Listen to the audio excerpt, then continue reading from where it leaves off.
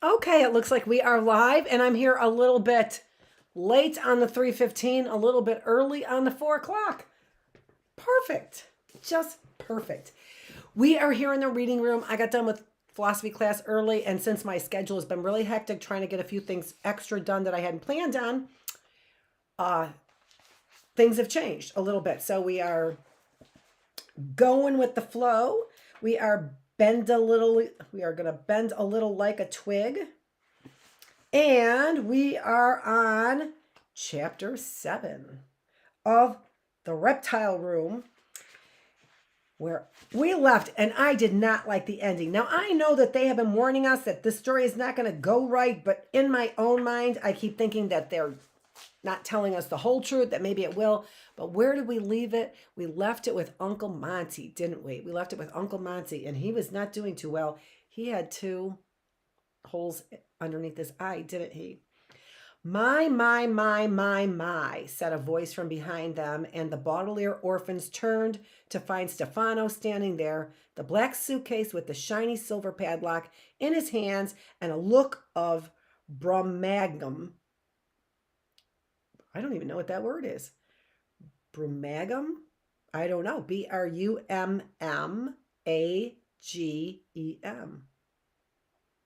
Magum. Brumagum? Maybe that's it. Surprise on his face.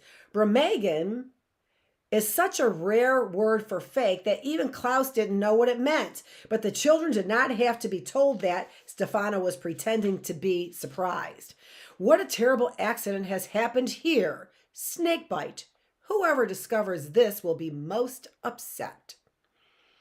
You, Violet began to say, but her throat fluttered as if the fact of Uncle Monty's death were food that tasted terrible.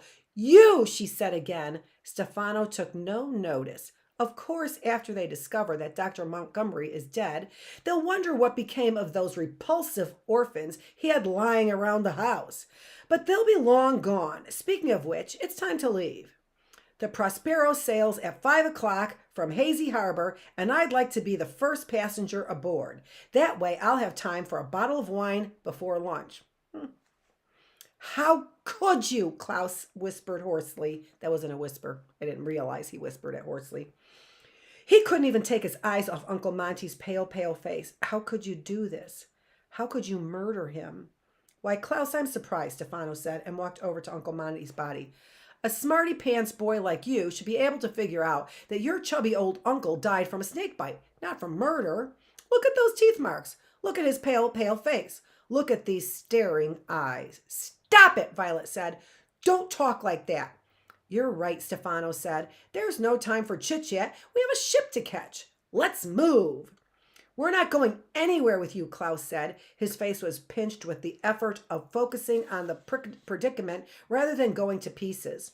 We will stay here until the police come. And how do you suppose the police will come? Stefano said. We will call them, Klaus said, in what he hoped was a firm tone of voice, and began to walk towards the door. Stefano dropped his suitcase, the shiny silver padlock making a clattering sound as it hit the marble floor. He took a few steps and blocked Klaus's way, his eyes wide and red with fury. I am so tired, Stefano snarled, of having to explain everything to you. You're supposed to be so very smart, and yet you always seem to forget about this. He reached into his pocket and pulled out the jagged knife. This is my knife. It is very sharp and very eager to hurt you, almost as eager as I am. If you don't do what I say, you will suffer bodily harm. Is that clear enough for you? Now get in the damn Jeep. He says that right there. Now get in the damn Jeep.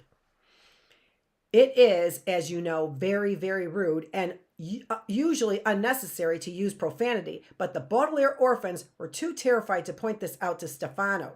Taking a last look at their poor Uncle Monty, the 3 children followed Stefano to the door of the Reptile Room to get in the damn Jeep.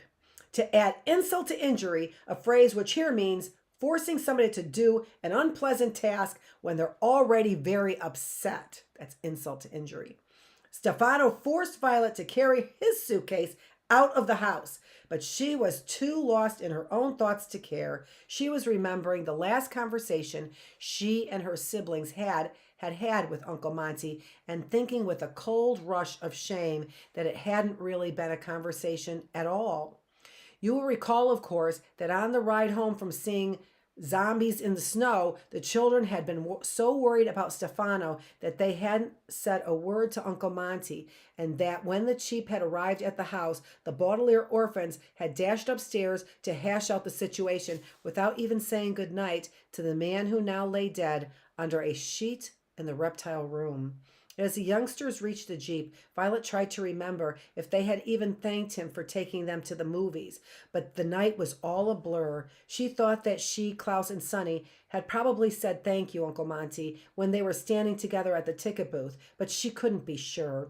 Stefano opened the door of the Jeep and gestured with the knife, ushering Klaus and Sonny into the tiny back seat, and Violet, the black suitcase heavy on her lap, into the front seat beside him.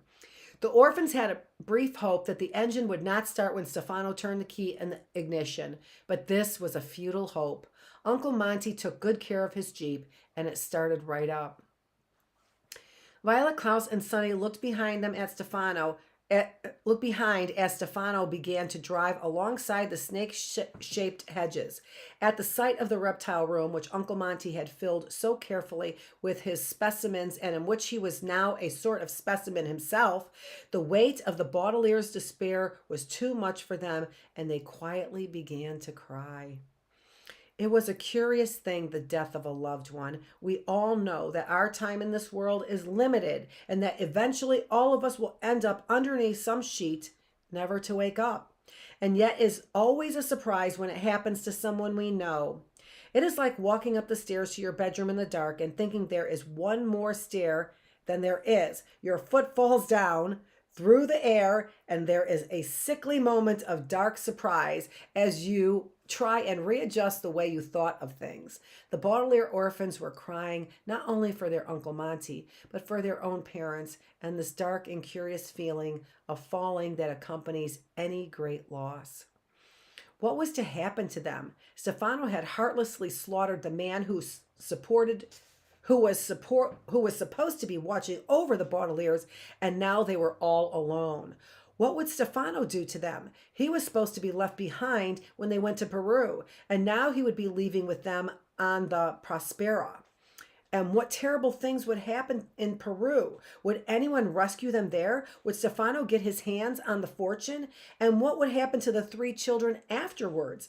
These are frightening questions, and if you are thinking about such matters, they require your full attention. And the orphans were so immersed in thinking about them that they didn't realize that Stefano was about to collide with another automobile until the moment of impact.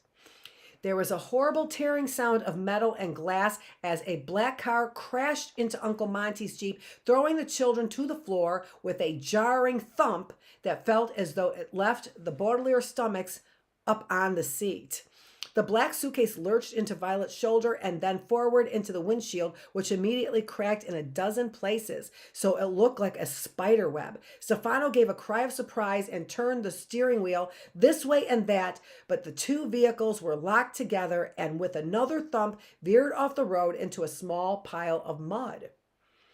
It is a rare occurrence when a car accident can be called a stroke of good fortune, but that was most certainly the case here. With the snake-shaped hedges still clearly visible behind them, the Baudelaire's journey towards the hazy harbor had stopped.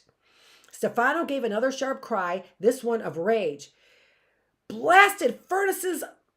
he shouted as Violet rubbed her shoulder to make sure she wasn't seriously hurt. Klaus and Sonny got up cautiously from the Jeep floor and looked out the cracked windshield. There appeared to be only one person in the other car, but it was hard to tell as the vehicle had clearly suffered much more damage than Monty's Jeep.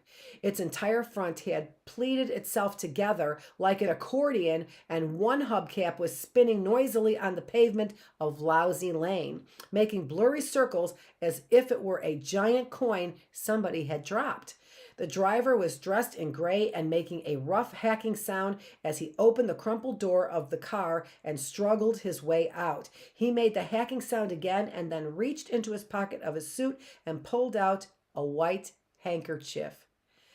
"It's Mr. Poe," Klaus cried. It was Mr. Poe, coughing away as usual, and the children were so delighted to see him that they found themselves smiling despite their horrible circumstances. "Mr. Poe! Mr. Poe!" Violet cried, reaching around Stefano's suitcase to open the passenger door. Stefano reached out an arm and grabbed her sore shoulder, turning her head slowly so that each child saw his shiny eyes. "This changes nothing," he hissed at them. "This is a bit of a luck for you, but it is your last. The three of you will be back in this car with me and heading towards Hazy Harbor in time to catch the Prospero, I promise you." "We'll see about that," Violet replied, opening the door and sliding out from beneath the suitcase. Klaus opened his door and followed her, carrying Sonny. "Mr. Poe, Mr. Poe." "Violet," Mr. Poe asked. "Violet Baudelaire, is that you?" "Yes, Mr. Poe," Violet said. "It's all of us, and we're so grateful you ran into us like this." "Well, I wouldn't say that," Mr. Poe said. "This was clearly the other driver's fault. You ran into me." "How dare you!" Stefano shouted and got out the car himself, wrinkling his nose at the smell of horseradish that filled the air. He stomped over to where Mr. Poe was standing, but halfway there the children saw his face change from one of pure rage to one of brummagem, confused and sadness. "I'm sorry," he said in a high fluttery voice. "This whole thing is my fault. I'm so distressed by what happened that I wasn't paying any attention to the rules of the road. I hope you're not hurt, Mr. Poe." "It's Poe," Mr. Poe said. "My name is Poe." "I'm not hurt. Luckily, it looks like nobody was hurt. I wish the same could be said for my car. But who are you and what are you doing with the Baudelaire children?" "I'll tell you who he is," Klaus said. "Please, Klaus," Mr. Poe admonished, a word which here means reprimanded Klaus, even though he was interrupting for a very good reason. It is not polite to interrupt. "My name is Stefano," Stefano said, shaking Mr. Poe's hand. I was Dr. Montgomery's assistant." "What do you mean, was?" Mr. Poe asked sternly. "Were you fired?" "No, Dr. Montgomery. Oh, excuse me." Stefano turned away and pretended to dab at his eyes as if he were too sad to continue. Facing away from Mr. Poe, he gave the orphan a big wink before continuing. The orphans. "I'm sorry to tell you, there's been a horrible accident. Mr. Doe, Dr. Montgomery is dead." "Poe," Mr. Poe said. "He's dead? That's terrible. What happened?" "I don't know," Stefano said. "It looks like a snake bite to me, but I don't know anything about snakes. That's why I was going into town to get a doctor. The children seem too upset to be left alone." "He's not taking us to the doctor," Klaus said. "He's taking us to Peru." "You see what I mean?" Stefano said to Mr. Poe, patting Klaus's head. "The children are obviously very distressed. Dr. Montgomery was going to take them to Peru today." "Yes, I know," Mr. Poe said. "That's why I am hurried over here this morning to finally bring them their luggage." "Klaus, I know you're confused and upset over this accident, but please try and understand that if Dr. Montgomery is really dead, the expedition is canceled." "But Mr. Poe," Klaus said indignantly. "Please," Mr. Poe said. "This is a matter for adults to discuss." "Klaus, clearly a doctor needs to be called." "Well, why don't you drive up on to the house," Stefano said, "and I'll take the children and find a doctor." "Jose!" Sonny shrieked, which probably meant something like, "No way." "Why don't we all go to the house," Mr. Poe said, "and call for a doctor?" Stefano blinked, and for a second his face grew angry again before he was able to calm himself and answer smoothly. "Of course," he said. "I should have called earlier. Obviously, I'm not thinking as clearly as you. Here, children, get back in the Jeep and Mr. Poe will follow us." "We're not getting back in that car with you," Klaus said firmly. "Please, Klaus," Mr. Poe said. "Try to understand. There's been a serious accident. All other discussions will have to be put aside. The only trouble is, I'm not sure my car will start. It's very smushed up." "Try the ignition," Stefano said. Mr. Poe nodded and walked back to his car. He sat in the driver's seat and turned the key. The engine made a rough, wet noise. It sounded quite a bit like Mr. Poe's coughs, but it didn't start. I'm afraid the engine is dead, Mr. Poe called out, and before long Stefano muttered to the children, "You will be too." "I'm sorry, Mr. Poe. I couldn't hear you." Stefano smiled. "I said that's too bad. Well, why don't I take the orphans back to the house and you walk behind us? There isn't room for everyone." Mr. Poe frowned, "But the children's suitcases are here. I don't want to leave them unattended. Why don't we put the luggage into your car and the children and I will walk back to the house?" Stefano frowned. "Well, one of the children should ride with me so I don't get lost." Mr. Poe smiled. "But you can see the house from here. You won't get lost." "Stefano doesn't want us to be alone with you," Violet said, finally speaking up. She had been waiting for the proper moment to make her case. "He's afraid that we will tell you who he really is and what he's really up to." "What's she talking about, Mr. Poe?" asked Stefano. "I have no idea, Mr. Toe," Stefano replied, shaking his head and looking at Violet fiercely.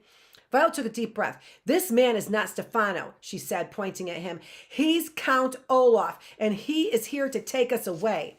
"Who am I?" Stefano asked. "What am I doing?"